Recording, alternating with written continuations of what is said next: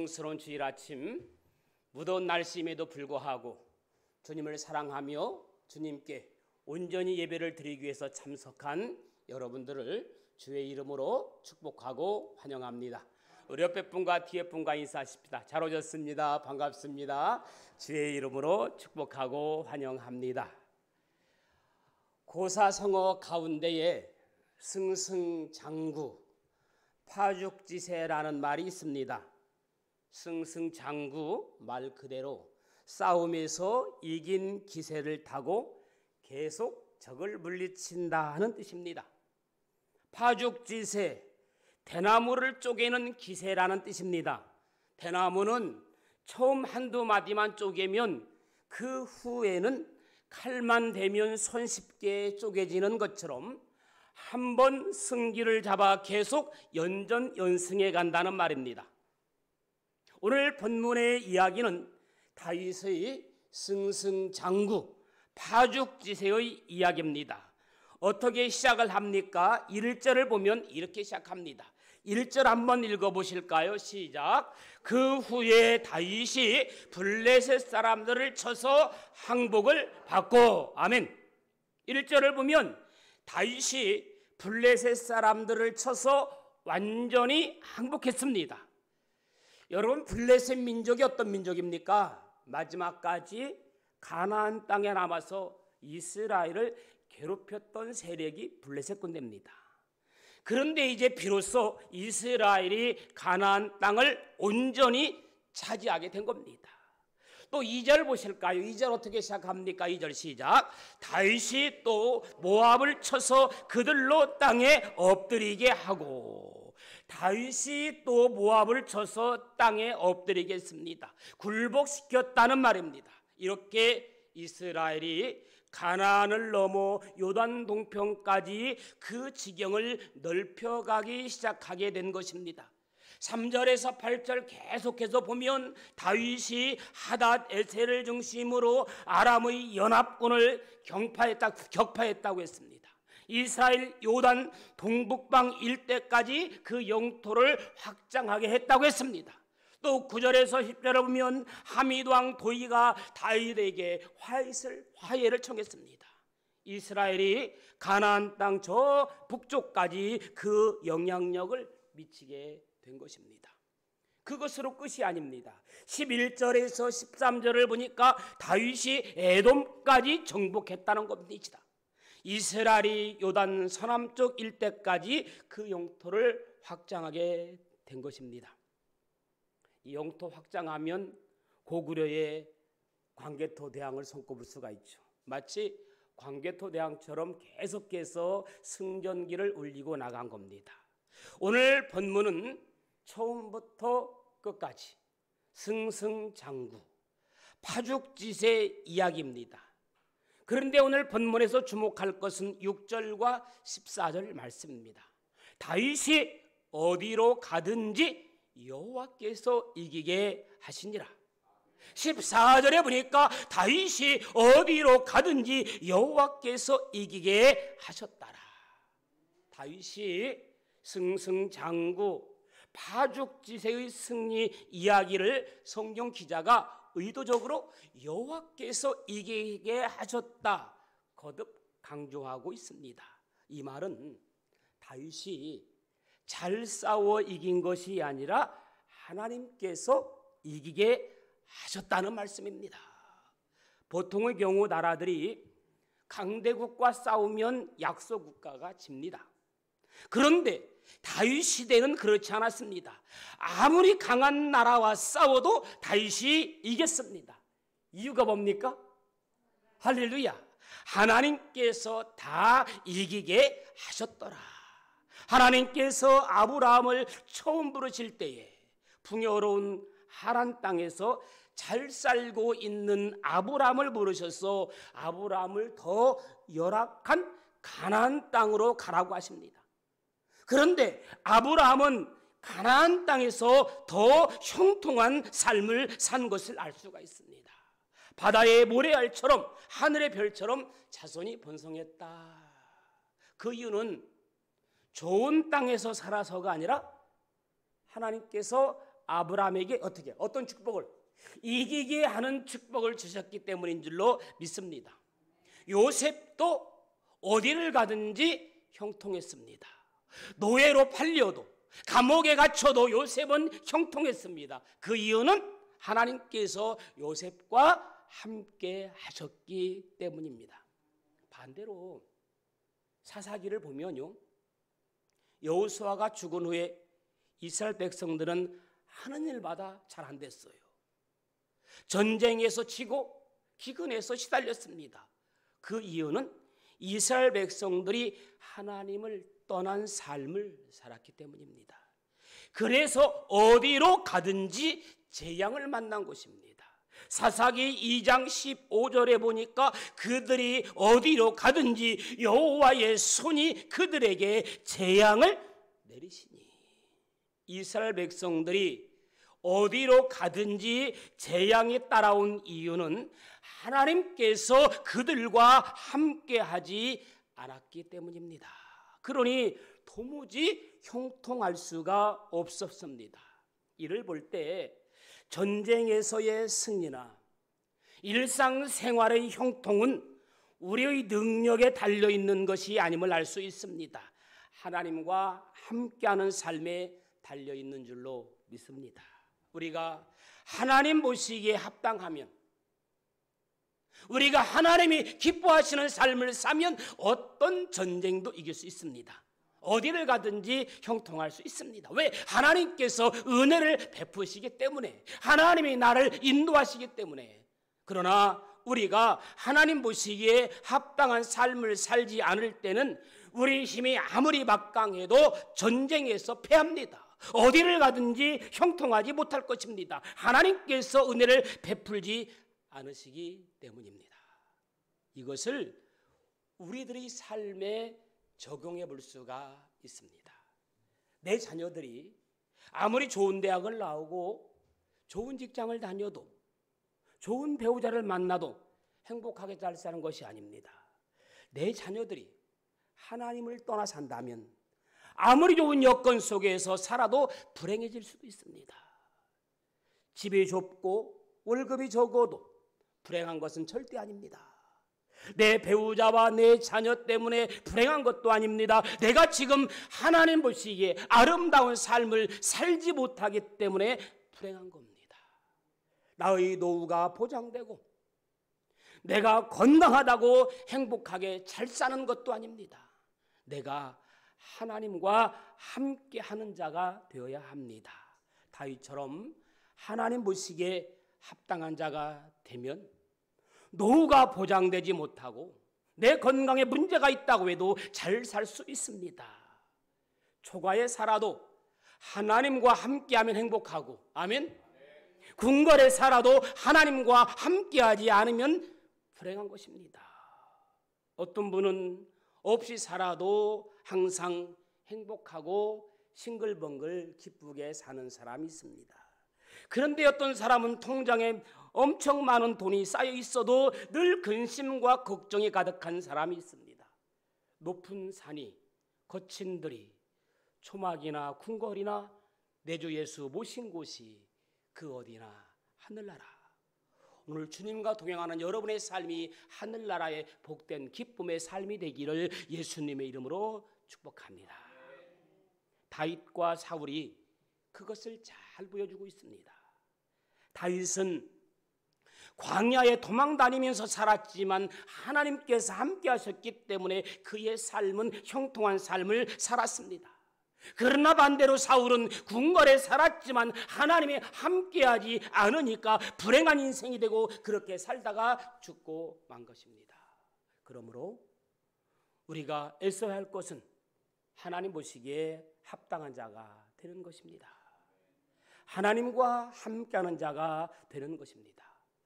그러면 어디를 가든지 형통할 것입니다. 우리가 꼭 기억해야 할 것이 있습니다. 물론 하나님의 승리는 가만히 눈을 감고 있는데 이루어지는 것은 아닙니다. 다윗의 싸움을 통해 나타났다는 겁니다. 즉 하나님이 분명하게 역사하셔서 승리를 안겨주지만 인간의 노력을 통해 결과를 얻는다는 것입니다. 세 종류의 사람이 있습니다. 첫째는 노력만 하는 사람이 있습니다. 기도는 안 하고 노력만 열심히 하는 사람이 있습니다. 어느 정도 얻지만 결정적으로 하나님의 뜻을 이루지 못합니다. 두 번째는 노력은 안 하고 기도만 하는 사람도 있습니다. 아무것도 안 하면서 하나님이 다 알아서 해주겠지라고 하며 기도만 합니다.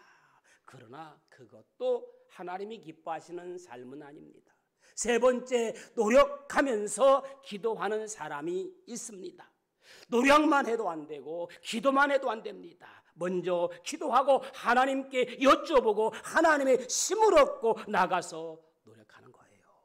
지금도 하나님의 역사는 이렇게 이루어집니다. 그러면 사랑하는 여러분, 땀 흘리면서 열심히 노력하고 기도하는 성도가 되기를 예수님의 이름으로 축원합니다. 물론 하나님은 얼마든지 초자연적인 기적을 행할 수 있는 분입니다. 사실 우리가 필요 없어요.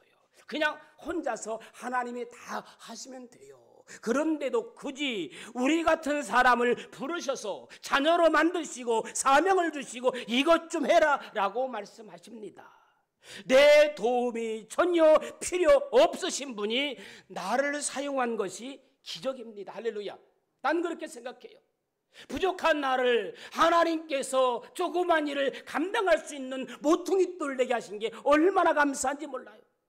사실 내가 뭔가를 해내겠다고 나서면 어쩌면 하나님이 더 귀찮을지도 몰라요. 여러분, 내가 뭔가 할 때 자녀들이 막 도와준다고 하면 방해해요. 그런데 방해지만 불편하지만 그 자녀의 사랑이 기뻐요. 감사해요. 그래서 내가 이것 좀 해줄래라고 하시는 것이 은혜라고 생각합니다. 이 은혜를 아는 사람은 묵묵히 섬깁니다. 왜 하나님은 다윗에게 어디로 가든지 여호와께서 이기게 하셨더라? 정답은 다윗이 하나님께 온전히 헌신했기 때문입니다. 따라합시다. 하나님께 대한 온전한 헌신. 자, 다윗은요, 왕이 된 후에도 여전히 온전히 헌신을 했습니다. 역대기 기자는 다윗이 하나님의 궤를 모셔드린 후에 어떻게 했는지 자세히 기록해 놓았습니다.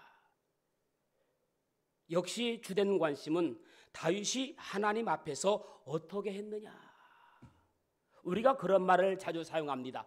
너 하는 것 봐서, 너가 어떻게 하는 것 봐서 내가 행동하겠다. 하나님도 내가 어떻게 하나님께 하느냐에 따라서 하나님이 나에게 사람마다 각각 다른 응답을 주신다는 겁니다. 16장을 보면 다윗은 하나님께 예배부터 드렸어요. 할렐루야. 하나님의 궤를 모셔놓고 제일 먼저 한 일이 제사를 드리는 일이었습니다. 그렇습니다. 다윗의 헌신은 제일 먼저 예배에 최선의 헌신을 다하는 것입니다. 자신이 왕이 된 후에도 열례를 제쳐놓고 예배드리는 일에 헌신했던 것입니다. 이것이 다윗의 승승장구의 비결 가운데 하나입니다. 하나님의 백성들은 예배에 성공해야 인생에 성공할 수 있습니다. 하나님의 백성들은요, 예배에 실패하면 결코 인생에 성공할 수 없습니다. 사울의 경우를 보면 왕이 된 후 예배에 실패했습니다. 왕이 되기 전에는 예배에 성공했습니다. 그래서 왕이 됐을 것입니다. 그러나 왕이 된 후에 예배에 실패자, 그래서 그의 성공은 어떻게 거기에서 끝이 난 겁니다. 그런데 문제는 사울은 왕이 된 후에 그 안에 무엇이 들어갔느냐? 욕심이 들어갔어요. 여러분, 언제든지 이 욕심이 들어가면 그때부터 문제가 생깁니다. 역대상 16장을 보면요, 다윗은 하나님의 궤를 모셔드린 후에 어떻게 제사장들을 세워서 하나님의 궤를 잘 섬기겠습니다. 그리고 찬양대를 두어서 하나님의 궤 앞에서 감사와 찬양을 날마다 드리겠습니다. 그래서 다윗은 하나님의 궤와 하나님의 전을 섬기는 일에 헌신했습니다. 이것이 다윗의 승승장구 비결입니다. 다윗은 물질에 대한 욕심이 없었어요. 권력에 대한 욕심도 없었습니다. 사람은 욕심이 있습니다. 앞을 보지 못하는 소경이 있었어요. 이 소경의 소원은 앞을 보는 것이었습니다. 어느 날 그 소문을 듣고 부엉이가 찾아왔습니다. 아저씨, 저는 낮에는 눈을 사용하지 아니하고 밤에만 사용하니까 낮에 제 눈을 빌려드리겠습니다. 세상에 이렇게 고마울 때가. 이 소경이 다음 날 일어났더니 이렇게 세상이 아름다울 수가. 아름다운 자연, 아름다운 꽃, 아름다운 태양, 모든 것이 너무너무 아름다웠어요. 그래서 이 소경이 부엉이의 눈을 가지고 낮에는 생활하고 저녁에 되면 부엉이에게 그 눈을 갖다 줬어요. 다음 날도 이렇게 바꿔가면서 생활했는데, 그런 어느 날 이 소경의 마음속에 뭐가 생겼어요? 욕심이 생겼어요. 밤에 돌려주지 말자, 도망가 버렸어요. 밤에 별빛도 아름답고 밤의 세상이 더 아름다웠어요. 그런 어느 날 소경의 눈이 서서히 시력이 흐려지기 시작했습니다. 그러더니 급기야 앞을 볼 수가 없었어요. 이 소경이 급하게 부엉이를 수소문해서 찾아갔습니다. 부엉아, 내가 눈을 볼 수 없구나. 그랬더니 이 부엉이가 이렇게 이야기합니다. 아저씨, 왜 그동안 안 오셨어요?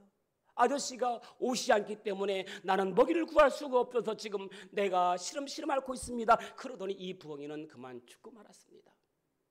이 소문이 나서 그 누구도 이 소경을 구해줄 사람이 없었다는 이야기입니다. 욕심에는 끝이 없고 욕심은 끝이 없습니다. 다윗은 물질에 대한 욕심, 권력에 대한 욕심이 없었지만 사울은 왕이 된 후에 욕심 때문에 그만 하나님으로부터 책망을 받은 겁니다. 우리가 다윗의 마음, 다윗의 시편의 고백을 기억하시기 바랍니다. 시편 84편을 보면 만군의 여호와여, 주의 장막이 어찌 그리 사랑스러운지요. 주의 궁정에서의 한날이 다른 곳에서의 첫날보다 나은즉 악인의 장막에 사는 것보다 내 하나님의 성전 문지기로 있는 것이 좋사오니. 그러므로 다윗과 같은 승승장구하는 여러분들 될 수 있기를 축복합니다. 두 번째, 다윗은 때를 기다릴 줄 아는 사람입니다. 한번 따라합시다. 때를 기다릴 줄 아는 사람. 여러분, 다윗이 사울 왕의 사위였던 시절에 장인인 사울 왕이 자신을 죽이려고 하자 기나긴 도피 생활을 시작합니다. 그런데 다윗은 도피 생활을 시작하면서 광야에서 사울 왕을 죽일 수 있는 기회가 2번이나 있지만 죽이지 않았습니다. 그리고 자신을 그토록 죽이려고 했던 사울 왕이 싸움에서 전사하자 다윗은 통곡하며 애도의 뜻을 담아 죽음을 슬퍼하는 노래를 시로 만들기도 했습니다. 죽이려는 대적자에게까지 관용과 용서를 베풀 수 있는 원천이 무엇이겠습니까? 다윗은 어떠한 상황 속에서도 자신이 기름 부음 받은 것은 더 이상 자유의 몸이 아니고 하나님께 매여 있는 종이라는 사실을 조금도 의심하지 않았습니다. 내가 너를 쓸 때까지 기다리라는 하나님의 명령을 끝까지 순종했습니다. 내가 너를 쓸 때까지 기다리라. 다윗은 10년 넘게 죽음과의 사투 속에서도 하나님이 정해놓으신 때를 기다렸기 때문에 다윗이 위대한 왕이 될 수 있었습니다.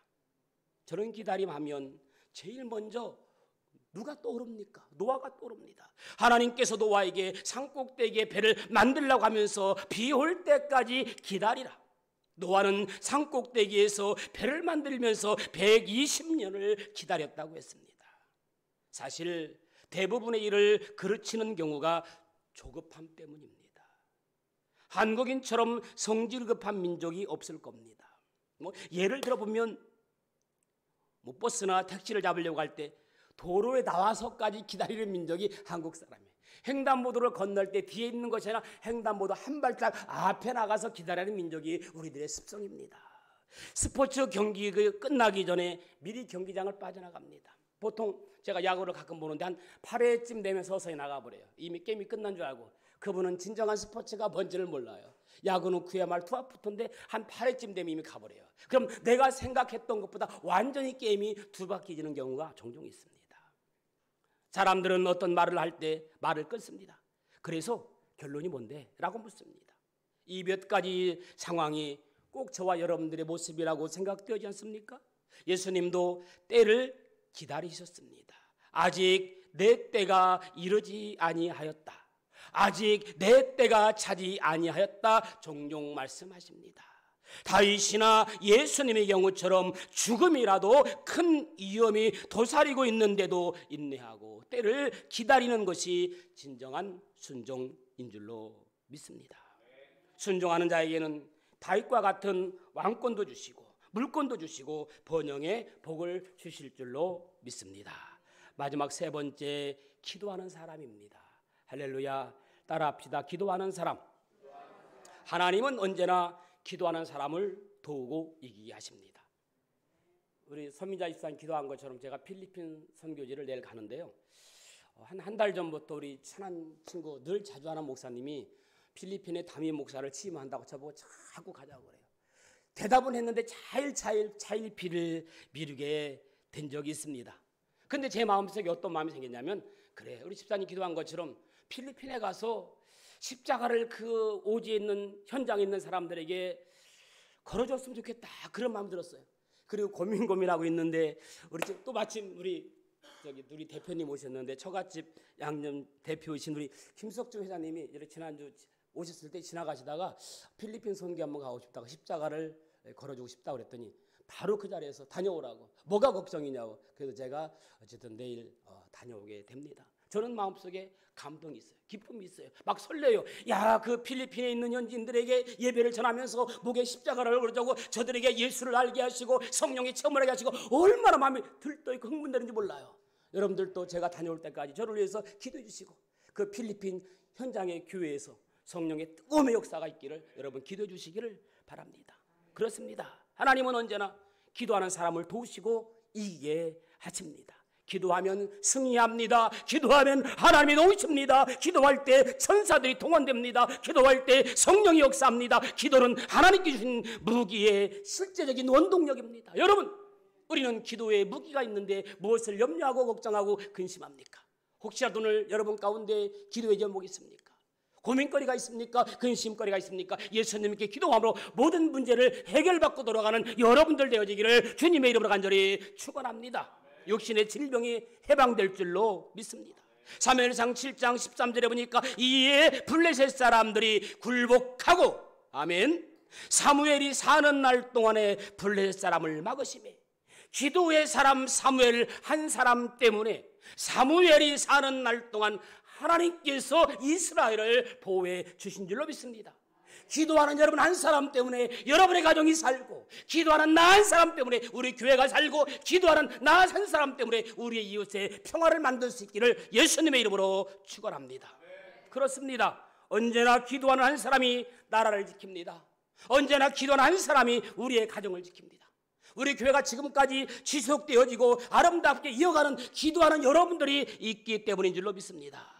모세 한 사람 기도가 백성을 살리고 공동체를 살렸습니다. 백성들의 우상 숭배에 대한 죄 사함을 위해서 생명책에 기록된 자신의 이름이 지워지더라도 백성들의 죄를 용서해 달라고 했습니다. 이 기도가 성도의 삶 가운데 있어야 할 것입니다.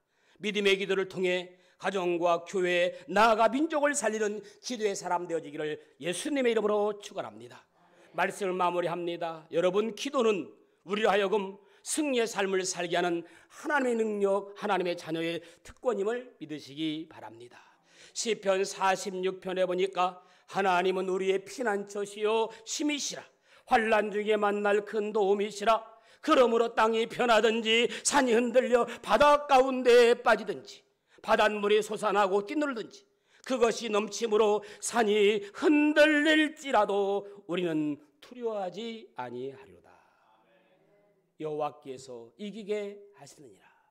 하나님께 대한 온전한 신, 때를 기다릴 줄 아는 사람, 기도하는 사람 되어서 하나님 앞에 쓰임받는 은혜의 성도 되기를 주님의 이름으로 간절히 축원합니다. 우리 시간 한번 같이 기도하기 원합니다. 나를 사랑하는 주님, 나의 삶이 실패하고 좌절하고 넘어지는 삶이 아니라 이기는 삶으로 바꾸어 주옵소서. 한 주간도 하나님에 대한 온전한 헌신과 묵묵히 때를 기다리며 기도하는 삶이 되게 하옵소서. 우리 한번 같이 말씀을 생각하면서 기도합니다. 나를 사랑하는 주님, 나의 삶이 실패하고 좌절하고 넘어지는 삶이 아니라 이기는 삶으로 바꾸어 주시니 감사합니다. 한 주간도 하나님에 대한 온전한 헌신과 묵묵히 때를 기다리며 기도하는 삶이 되게 하여 주옵소서. 부족한 종에게 하나님의 성령의 충만함을 주셔서 한 주간도 승리의 삶의 복음의 말씀을 전하는 귀한 은혜가 있게 하여 주옵소서. 예수님의 이름으로 기도합니다. 아멘. 351장 찬양합니다.